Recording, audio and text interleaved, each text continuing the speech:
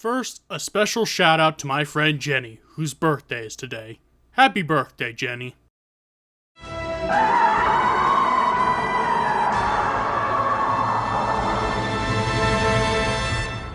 Gamera has always fascinated me. Much like with Godzilla, ever since I discovered the half-shelled Kaiju, I've been a fan of his outings. But how does he stack up against the original king of the monsters? That's what part of this video aims to find out. But first, a brief rundown on just who Gamera is. Debuting in the 1965 film, Gamera the Giant Monster, he was intended to compete against Toho's Godzilla after the latter found success. And while one could argue about the effectiveness of that, Gamera has become a Japanese hero in his own right, starring in 12 movies produced by Daihei Film and later Kadokawa Daihei Studio. Gamera never really found too much success outside of Japan, with the major exceptions being in the 70s and 90s, featuring in Creature Double Feature films and Mystery Science Theater 3000. Gamera has a loyal following of fans, myself included, though some critics were quick to say that he never really could rival Godzilla due to how absurd and campy he was, despite box office success. And yes, while many early Gameras are in fact absurd, hokey, and campy, there is a trilogy of his movies that is very different from his early days, and today we're gonna talk about them. Gamera Guardian of the Universe, Gamera Attack of Legion, and Gamera Revenge of Iris, or more easily referred to as the Heisei Gamera trilogy. Serving as a reboot of the series, the Heisei Gamera trilogy found major success from both critics and the Japanese box office, not only rivaling, but doing better than Godzilla films being released around the same time, such as Godzilla vs. Space Godzilla. The reboot was darker and more serious than previous iterations of Gamera, but it continued to hold themes and plot points introduced from prior eras. But do these three movies really prove Gamera could, and perhaps can, still go toe-to-toe with other kaiju films? Time to find out. Starting things off is Gamera Guardian of the Universe. A way to reintroduce our favorite turtle kaiju to the audience, Guardian of the Universe brings Gamera to the 90s in style, somewhat. Honestly, I can't find too much wrong with the movie except for two things. One major and the other being a nitpick, if I'm being honest. When it comes to the story, Guardian of the Universe plays it somewhat safe. An atoll is found drifting across the ocean at rapid speed, causing some concern for those who find it. At the same time, a village is being investigated for a sudden attack by a giant bird-like creature. Little do our cast of characters know that these two events would lead to a collision course of epic proportions, thousands of years in the making. When it comes to the atoll, further findings show strange amulets and a stone slab covered in runes. Before more can be found out about them, the atoll suddenly shudders and quakes, eventually revealing itself to be a creature of immense size. The findings of the bird-like creatures also yield surprising results. It's attacking and eating people at an alarming rate, putting more lives at risk if nothing is done. So, it's decided by the Japanese government that the bird creature must be captured. Not only do our human cast find more than one roaming about, but it's initially believed to be a rare species unlike any seen before. The capture mission is underway when it's discovered that the creature from the atoll is making its way towards the birds, which are being lured to a baseball stadium. And thus we get our first glimpse of the classic rivalry, Gamera vs. Gios. Gios? Goose. Things only escalate from there, as the Japanese government, doing what governments do best, decide to do the wrong thing and go after Gamera, with the intention of capturing Gios, regardless of the risk involved. However, it's shown that Gamera is not only Gios' lifelong enemy, but is also a protector of humans, saving the human cast more than once in the movie. Gios grows at an alarming rate, soon rivaling our favorite turtle kaiju in size and strength, injuring Gamera multiple times with this special beam cannon. It's soon decided by the Japanese government that Gios is the real threat, initially attacking it before Gamera makes his triumphant return. And so they fight. A clash of titans years in the making, with Gamera getting the upper hand after obtaining spiritual energy from a special bond he has with a child in the movie. And with that, Gamera returns to the sea, waiting for any further Gios attacks. The story of Guardian of the Universe is simple, but if I were to get into the nitty-gritty of it, it's kind of all over the place. We learn about an ancient civilization of humans that created Gaios and eventually Gamera, but that's quickly pushed aside due to the ongoing threat of Gaios themselves. It's also hinted that specific people in possession of the beads become priests and priestesses, but that's not really elaborated any further. Maybe it's the mythology buff in me being picky, but I want to learn more about why Gaios and Gamera were made, who the ancient civilization was, and why only children can have spiritual bonds with Gamera. Also, if it seems strange that I didn't mention any of the humans by name, it's because with the exception of the child Asagi, the rest is rather forgettable. Now, the acting by the cast was good, except for one very hammy performance. I just didn't get all that invested into the humans, which isn't unusual for a kaiju film, but it does help when you have a cast that you can actually care for. The action of the movie is fine enough, this is 1995 after all, but it was a little too slow for my liking at parts. Also, and here's the nitpicky part, Gamera looks odd in this movie. I think it's mostly the bug eyes and the odd face structure, but the suit used for him also looks more like layers of wrinkles as opposed to a giant turtle.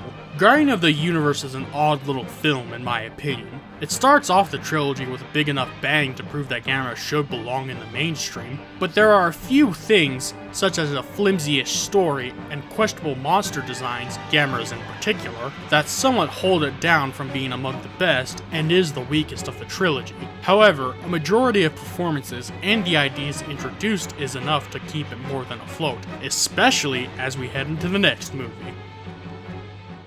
Attack of Legion, also known as Advent of Legion, is more than a worthy follow-up to Guardian of the Universe. This time around, Gamera must contend with an invasive alien species that wishes to decimate the Earth only a year after the fight between him and Gaios. The movie starts off with an unexpected meteor shower and Aurora Borealis? Aurora Borealis! At this time of year, at this time of day, in this part of the country, localized entirely within your kitchen. Yes. May I see it? No. A science instructor, our main character of the movie, witnesses a huge meteor grow into the snow. The very next night, two security guards, oh lordy, the hammy performance actor is back, witnesses an insect crab thing in a warehouse. It is soon revealed that the meteor houses an alien species, and they have set up a hive in the subway tunnels. At the same time, they seem to be protecting a giant pod that is producing an alarming amount of oxygen. The self-defense force, as well as the science instructor, soon figure out that the pod is meant to act as sort of a spaceship, blasting the surrounding area so that an alien seed can go to space and colonize another world. When all hope for the city seems lost, Gamera makes his triumphant return, our favorite turtle Kaiju ripping the pod by the roots and saving the city in the process. However, it comes at a price, as the swarm of aliens, dubbed Legion by this point, attack Gamera and leave him severely injured. As he retreats, the Legion Queen makes her presence known, flying off to start another hive. And so the cycle starts again, a pod being made by the Legion, this time with the Queen protecting it, and Gamera coming to stop it. But the Legion Queen is more powerful than her little pretties, intercepting Gamera and fighting him off before leaving him for dead as the pod begins to launch.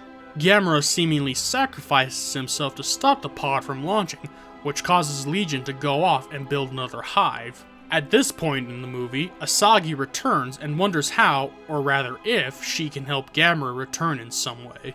In the meantime, the self-defense force is rapidly trying to figure out the Legion's weakness, finding that they can distract them with electromagnetic force. What this unfortunately means is that the Legion is heading towards the still shattered Tokyo in order to build its new nest, leaving it and the rest of Japan in dire straits. Asagi travels to where Gamera is laying comatose, and she reaches out to him, breaking the bead that connects them. Gamera is reawakened, but this time, it is at the cost of his human connection with Asagi. With that, Gamera goes to fight the Legion Queen one last time before she can reach Tokyo. She initially sends a swarm of her kind after Gamera, but with the help of the military, they are drawn away so our turtle Kaiju friend can do what he does best: protect the Earth. After a rather brutal fight with the Legion Queen, and with some help from the military, Gamera is able to defeat her using a chest beam, a new power mankind has yet to see from him. After the Legion's defeat, Gamera returns to the skies, leaving humankind to wonder, what's next? This movie is a vast improvement to Guardian of the Universe in that its story, while still relatively simple, feels more well put together and connected. The acting is still fine, but outside of the returning Asagi, not much needs to be said of the rest of the human cast. It's unfortunate I can't seem to relate or even care about the rest of the cast, but at the same time, should that be a fault when it comes to kaiju movies? That's a question I have yet to really answer. The action was also improved upon, spaced out pretty evenly, and even the aforementioned humans got into the fight for a little bit. All in all, everything about Attack of Legion just feels smoother, and all around better than the first movie. That is, until... Revenge of Iris not only comes close to being the perfect Gamera movie, it comes close to being the perfect kaiju film. From its story, to the atmosphere, to the special effects, which for 99 are pretty good, to the soundtrack, it really is quite stellar. Following up 3 years after the events of Legion, Gaios have appeared again, but this time in hyper mode, as it was predicted in the first movie. In the meantime, and this is just metal as all hell to me, an underground graveyard of Gamera fossils is found, leading to more questions than answers about our Guardian of the Universe. A pair of Gaios appear, only to be opposed by Gamera, who looks so freaking cool in this film. Seriously, whoever designed him in this deserves all the credit in the world. Anyway, perhaps most different from the previous films, or heck, any earlier iteration, Gamera disposes of the Gaios, but doesn't really do a whole lot of human protecting. In fact, his recent battle will cost somewhere around 20,000 lives, leading the Japanese government to label him as the enemy once again. In the meantime, we are introduced to our major human player in the story, Ayana. She has a bad history with Gamera, believing him to be the sole reason for her parents' death. She discovers an egg in her village shrine, which, thanks to her, soon hatches into a multi-tentacled creature. Having an immediate connection with it, she names it Iris, and she raises it with the intention of having Iris destroy Gamera. While Ayana makes Iris grow stronger, more Gaios have appeared across the world, and thus more sightings of Gamera as well. After killing half of Ayana's village, Iris grows to its adult form, which, by the way, also looks metal as all hell. Iris has and continues to be one of my favorite kaiju villains, with his designs being one of the main reasons, along with his origins, powers, and just everything. I love everything about it. But I digress. Iris flies towards the city of Kyoto so it can find Ayana, but is intercepted by Gamera, the two behemoths fighting in the sky in one of the most visually impressive displays of the entire trilogy. But the Japanese government gonna govern, shooting down Gamera and causing Iris to escape. Asagi, the girl once linked with Gamera, and Nagamine, the ornithologist from the first movie, find and retrieve Ayana from an occultist and a resident nihilist, and try to get her out of Kyoto. But Iris soon descends upon them. It is speculated then that, with Gamera being humanity's guardian, that perhaps Iris was created to solely destroy Gamera so that the Gaios could reign supreme. Gamera soon joins the fray again and fights Iris, the latter gaining the upper hand, impaling and leaving our guardian for dead. Iris finds Ayana and absorbs her, killing the occultist and the nihilist in the process. From there, Ayana is able to see what Iris has done, realizing that her anger had caused all this destruction, motivating and fueling Iris. Suddenly, Gamera plunges his hands into Iris, pulling Ayana free and weakening the great beast. But Iris will not go down so easily. It impales Gamera again and processes his DNA, ready to deliver the final blow. But just as Iris is about to fire its plasma balls, Gamera destroys his own arm and absorbs Iris's energy, impaling Iris and causing it to explode, ending its rampage. Gamera returns Ayana to Asagi and Nagamine, the Guardian awakening Ayana with a powerful roar.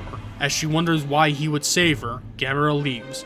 It is then reported that hundreds of Gaios are heading in Japan's, and therefore Gamera's, direction, intending on destroying him once and for all. The Japanese government come to realize that Gamera is truly their protector, and vow to help him fight off his mortal enemy. The film ends with Gamera letting out one final roar as he prepares for battle. Revenge of Iris has just about everything you'd want in a kaiju film, let alone a Gamera film. It has an intriguing story, builds up the mythos, and introduces a villain that hasn't really been seen or done before in Gamera's history. A child who feeds a monster of hate and malice. Honestly, I love this movie. My only real complaint is that I wish there was more action to it. Don't get me wrong, I love the story as is, but the kaiju action itself feels a little on the light side, especially when you introduce a cool monster in the form of Iris. Regardless, I consider Revenge of Iris to be one of, if not the best Gamera film out there. All in all, the Heisei Gamera trilogy was a treat to watch.